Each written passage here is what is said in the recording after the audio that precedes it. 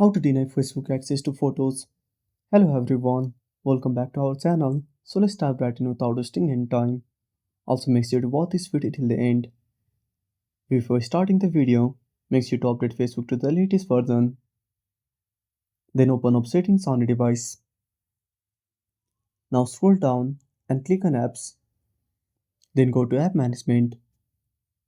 Now search for Facebook. Now tap on Facebook. Now on the app info page, find permissions. Now simply tap on permissions. Now scroll down and find photos and videos. Now tap on photos and videos. Now select don't allow. Then simply go back. And that's it. Thanks for watching.